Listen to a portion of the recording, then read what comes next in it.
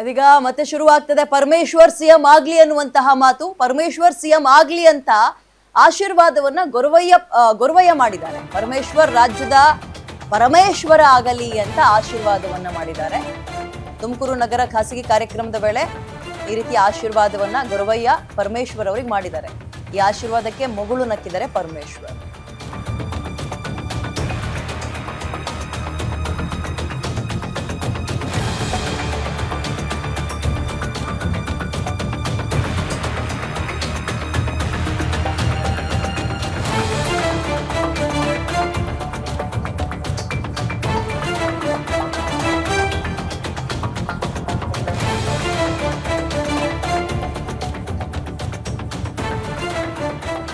ತುಮಕೂರು ನಗರದ ಖಾಸಗಿ ಕಾರ್ಯಕ್ರಮವೊಂದರಲ್ಲಿ ಸಿಕ್ಕಿದ ಸಂದರ್ಭದಲ್ಲಿ ಗೊರವಯ್ಯ ಅವರು ಆಶೀರ್ವಾದ ಮಾಡಿದ್ದಾರೆ.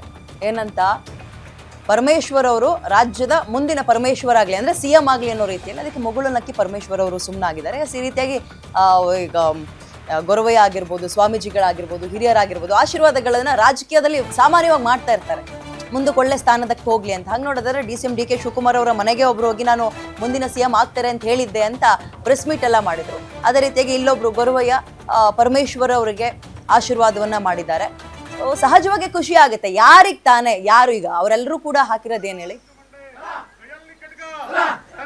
ಕಾವ್ಯನ್ ಯಾರು ಕೂಡ ಹಾಕಿಲ್ಲ, ಖಾದ್ಯನ್ ಹಾಕಿದ್ದಾರೆ.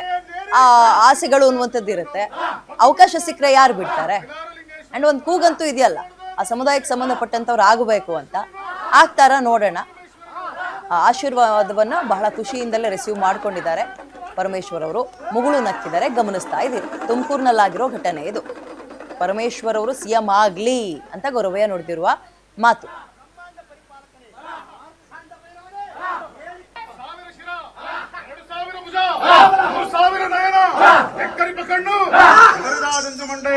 ಕೈಯಲ್ಲಿ ಖಡ್ಗ, ತನ್ನ ರಾಣಿಯನ್ನೇರಿಸಿ ತಂಗಿ ಬಾಳವನ್ನೇರಿ ಕುದುರೆಯನ್ನೇರಿ ಅಡಿಕಮಲ್ಲಾಸುರರನ್ನು ಹೊಕ್ಕು ಬಿಡಿಸುವ ದೇವ ಐಲಾರಲಿಂಗೇಶ್ವರನು ನೋಡು ನೋಡುದ ನೋಡಲ್ಲಿ ನಮ್ಮ ದೇವ ಪರಮೇಶ್ವರನು, ತುಮಕೂರಿನ ಪರಮೇಶ್ವರನು. ಇನ್ನೊಂದು ದಿನ ರಾಜ್ಯ ಪರಮೇಶ್ವರ